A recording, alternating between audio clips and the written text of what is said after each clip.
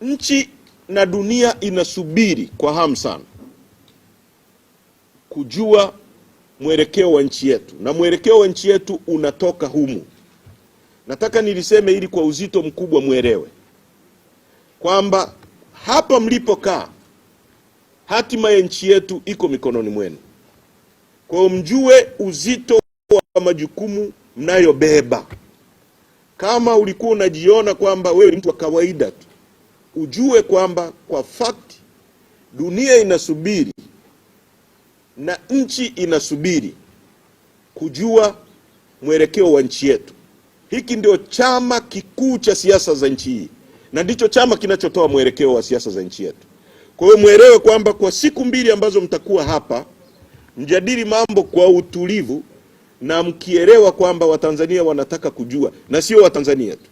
Katibu mkuu baadaye atatoa taarifa hapo. Miongoni mwa watu ambao tumekutana nao kwa siku za karibuni wamesema nini kuhusu mwelekeo wa chama chetu na maamuzi tutakayotoa. Kwa hiyo mnapaswa kujua kwamba nchi iko mikononi mwenu na mnapaswa kufanya uamuzi wa busara, na baada ya hapa kwa kweli tuelekeze nchi kwenye yale ambayo tunatarajia yafanyike. Jambo la tatu ni msimamo wetu, na tunasisitiza kwamba mimi sikupaswa kukaa hapa naongoza hiki kikao. Mtu aliyechaguliwa na mkutano mkuu kuongoza vikao vya aina hii ni Tundu Lissu. Sisi wengine ni wasaidizi wake. Tunaitaka serikali dhalimu ambayo haijachaguliwa na wananchi imwachie Tundu Lissu mara moja. Na hii ni kauli ya chama chetu, ni kauli ya mkutano mkuu, ni kauli ya wanachama wote. Lolote litakalompata Tundu Lissu akiwa mikononi mwa hao watu haitaeleweka, haitakubalika. Kwa tunasisitiza kama tulivyosema tena na tena kwamba tunataka Lissu aachiwe mara moja, kwa sababu hana kosa.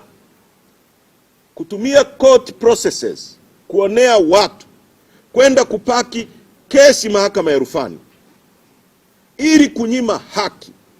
Justice delayed is justice denied. Kwa mwaka mzima kesi kubwa yenye mwelekeo wa nchi imekuwa stalled, mahakama wanapiga danadana.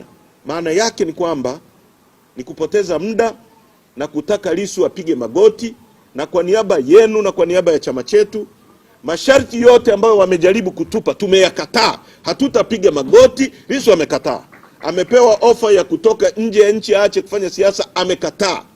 Wametupa ofa za kuandika sisi tufanye nini, tumekataa. Na narudia mbele ya wajumbe wa kamati kuu, tunataka Lissu aachiwe unconditionally aje kuendesha chama hiki, kwa sababu yeye ndiye aliyechaguliwa kama kiongozi wetu.